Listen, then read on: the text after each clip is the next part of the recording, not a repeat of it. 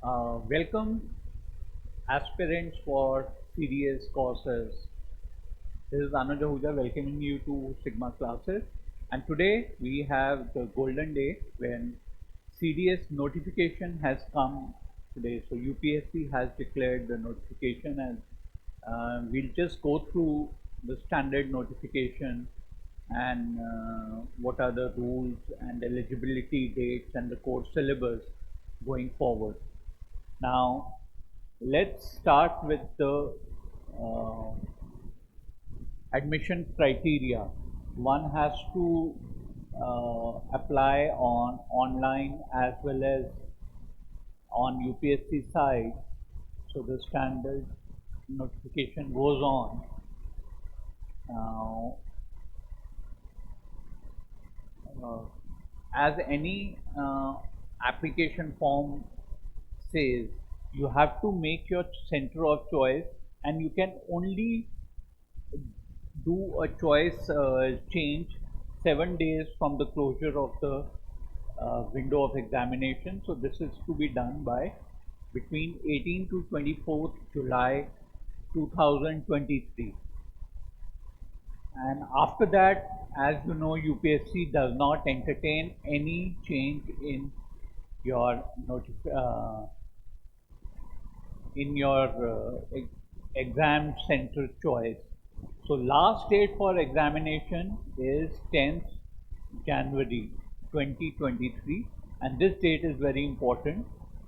So going forward, the online application can be withdrawn from 18 to 23rd, uh, which is the notification as which has been listed in UPSC. Now, of course, any online exam, multiple choice, there is a penalty for wrong answer. They have not mentioned the penalty uh, damage. In fact, for the right answer, of course, you get full marks. But as in the normal case, it will be one fourth or one third or maybe half. So that is totally not mentioned right now. And going forward, it's a very simple, quite detailed exam on black pen and special instruction for uh, facilitation, mobile. As in the hygiene of any center is concerned, the mobile phones would not be allowed, and all unfair trade practices would be lead to cancellation of students' application for their CDS exam. The fees is now this is the total vacancies which CDS has declared. So the IMA Dehradun has 100 vacancies, Naval Academy has 22, Air Force Hyderabad has 32, and Officers Training Chennai 170, and Officers Training Chennai 17. So total 341 vacancies have come into. Uh, like unlike the NDA notification, the female candidates is not mentioned in this case. Yeah, and I would now request Siddharth Chaudhary to take forward the rest of the details of. Yeah.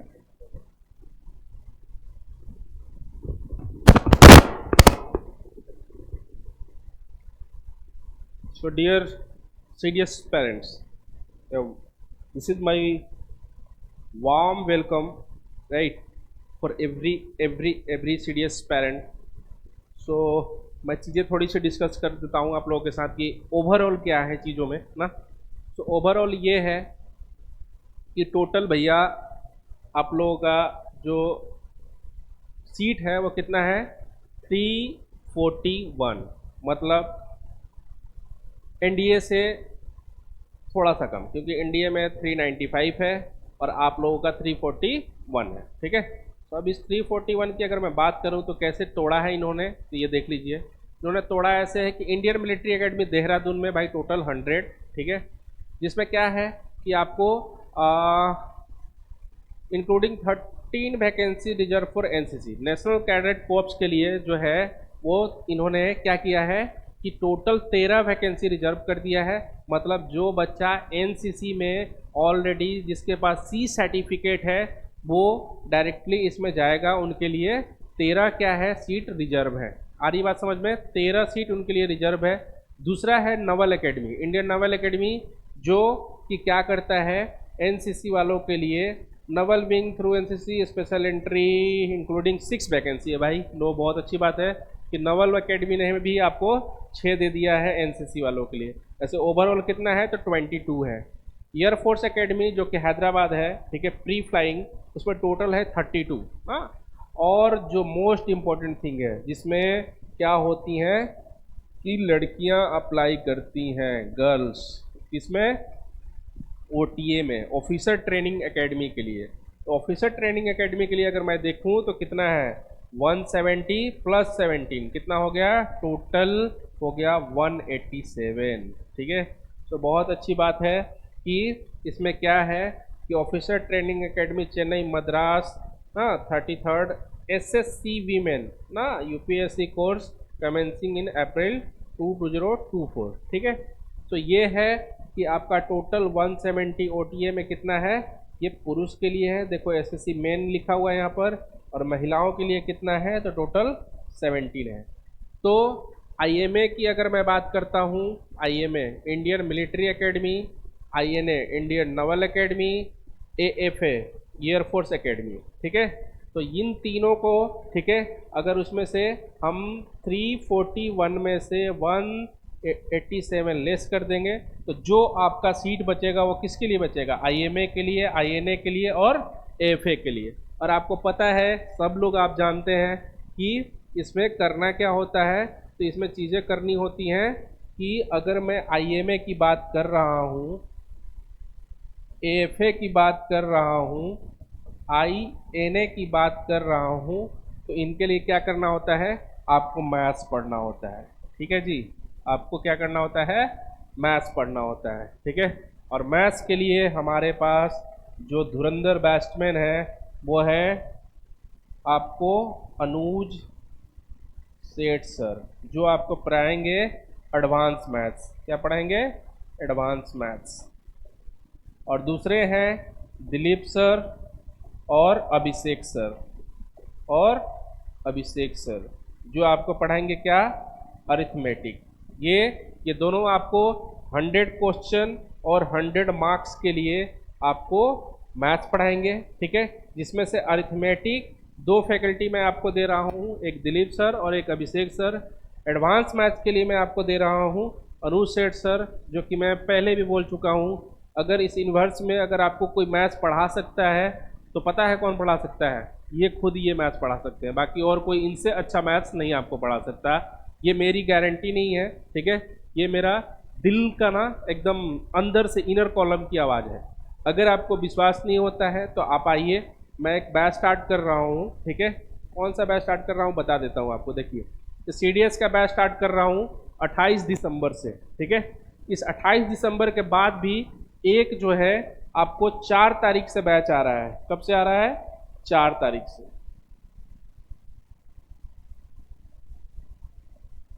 4 जनवरी से एक और batch आ रहा है, जिसका timing जो रहेगा वो same रहेगा, 9:30 AM to 2 PM, IMA, INA, AFA. मतलब जो 4.5 घंटा का क्लास चलेगा उसमें क्या होगा कि सुबह, ठीक है, आपको 9:30 बजे से 11 बजे तक क्या चलेगा, मैथ्स की क्लास चलेगी। और जिन बच्चों को ओटीए की तैयारी करनी है वो आएंगे कितने बजे, 11 बजे। मतलब उनको सिर्फ क्या मिलेगा, जीएस मिलेगा और इंग्लिश मिलेगा, क्योंकि इनको सिर्फ 2 चीज़ें पढ़नी होती हैं। ओटीए वालों को क्या पढ़ना होता है, सिर्फ 2 सब्जेक्ट, जीएस और इंग्लिश। जीएस में बहुत सारी सब्जेक्ट हैं जो मैं तोड़ कर बता सकता हूँ आपको। पहला है जैसे history, geography, polity, economy, current affair और साइंस का तीनों पोर्शन, फिजिक्स, केमिस्ट्री और बायोलॉजी। और इन सब का लेवल है, फिजिक्स, केमिस्ट्री, बायोलॉजी की मैं बात करूं तो क्या है, 10वीं लेवल है, ठीक है।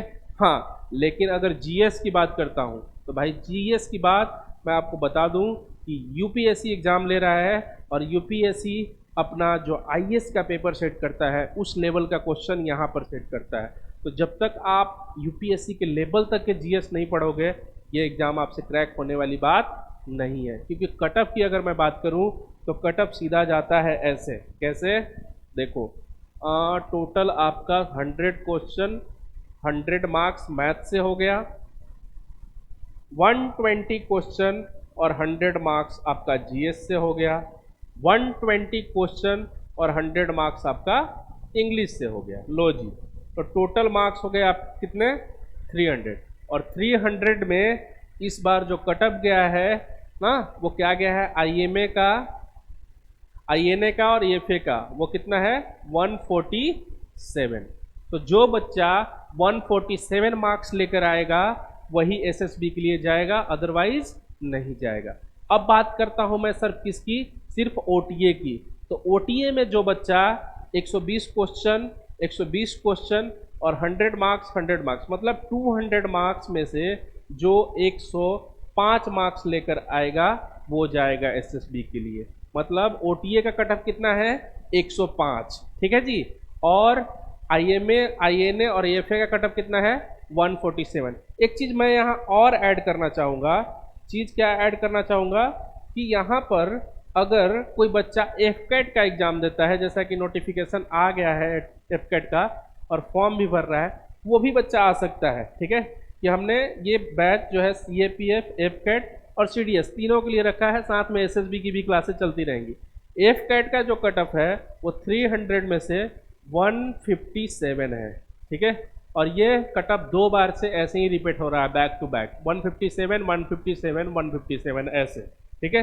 तो मतलब अगर सीडीएस की बात करें तो सीडीएस से जो कट ऑफ एफकेट का है वो ज़्यादा है। तो आपको आसान एग्जाम कौन सा लग रहा है, एफकेट या सीडीएस? आपको सीडीएस है, क्योंकि यहाँ पर आपको 300 में 147 लेकर आना है और यहाँ पर आपको क्या लेना है 157। लेकिन यहाँ पर मैं बात करूँ तो एफकेट में आपको रीजनिंग भी पढ़ना है, ठीक है। एफकेट में आपको क्या करना है, रीजनिंग भी पढ़ना है। यहाँ रीजनिंग ऐड हो जाता है, लेकिन यहाँ एसएसबी में रीजनिंग, सॉरी सीडीएस में रीजनिंग नहीं है, लेकिन सीडीएस के एसएसबी में आपसे रीजनिंग पूछ लिया जाता है। वो भी कौन से, तो क्या है, जो आपके जो ग्राफ वाले होते हैं वो आपसे, आपके मेंटल, जो पूरा एसएसबी की बात मैं करता हूँ तो एसएसबी में है क्या, एसएसबी में पूरा आपका जो है ना वो मेंटल चेक होता है, आपकी साइकोलॉजी चेक होती है कि आप सोचते कैसे हो ना। आपको अगर टास्क मिला है तो आप कर पाओगे या नहीं कर पाओगे, क्योंकि पता है आपको 10,000 लोगों में से ना एक कोई सेना बनता है, ठीक है। और उस सेना में भी अगर आप ऑफिसर लेवल पर जा रहे हैं ए ग्रेड जॉब के लिए, तो आपकी मेंटल एबिलिटी अगर वो चेक नहीं करेंगे तो आप तो युद्ध करा दोगे ना। उनको युद्ध नहीं कराना है, युद्ध जब हो तो उसको संभालने वाला सेना चाहिए, वॉरियर चाहिए, वॉरियर। और ये वॉरियर सिर्फ देता है सिग्मा क्लासेस, और कोई नहीं देता। तो मैं चाहता हूँ कि इस बैच को आप ज्वाइन करें 28 दिसंबर से। और क्या करें कि इसके बाद अगर आपको अभी ऐसा लगता है कि भाई न्यू ईयर सेलिब्रेट करना है, कहीं जाना है, घूमने जाना है, घूमकर आराम से आइए, कोई इशू नहीं है। उसके बाद आप 4 तारीख से भी ज्वाइन कर सकते हैं, ठीक है। तो बाकी सारी चीज़ें जो भी डिटेल है आप मुझे इस नंबर पे कॉल कर सकते हैं, जो नंबर है 8368649911, ठीक है। इसमें इंग्लिश जो पढ़ाएंगे आपको साहिल मित्तल सर पढ़ाएंगे, और इनसे बेस्ट इंग्लिश आपको कोई नहीं पढ़ा सकता। पिछले एग्जाम की बात कर रहा हूँ, बहुत सारे ऐसे बच्चे हैं जो क्या किए हैं, पेपर क्रैक करके आए हैं, और इनका मार्क्स मैं बता दूं आपको तो 120 क्वेश्चन में से बच्चे 110 तक और 115 तक करके आए हैं, ठीक है। सो ये रही बात। और ये देखिए ये बच्चा है, ठीक है, जिसका नाम है सागर। सागर ये सीएपीएफ में हमारे यहाँ से 4 रैंक लेकर आया है, ठीक है, ये रोल नंबर है इसका। तो इस तरह से बहुत सारी चीज़ें हैं, जैसे ये भी है ऋतिकेश है यहाँ पर, या सीडीएस में ओटीए में ये अपना रिजल्ट लेकर आए हैं। और भी बहुत सारे बच्चे हैं जिन्होंने सिग्मा में पढ़ाई करके अपना एग्ज़ाम को क्रैक किया है और अभी सेवा दे रहे हैं देश को। तो मैं चाहता हूं कि आप लोग आएँ और इस बैच को ज्वाइन करें, और इस वीडियो को मैक्सिमम शेयर करें उन बच्चों तक जिनको बहुत सारी चीज़ें जो होती हैं वो एग्ज़ाम के बारे में, पैटर्न के बारे में, एग्ज़ाम कैसे क्रैक करना है, क्या स्ट्रैटेजी होती है, उनको भेजेंगे आप। तो अगर कॉल करेंगे तो हम उनको और अच्छे से समझा सकेंगे। अभी ज़्यादा टाइम नहीं है, इसके लिए मैं आपसे विदा लेता हूँ। आज के लिए धन्यवाद। जय हिंद, जय भारत माता की जय।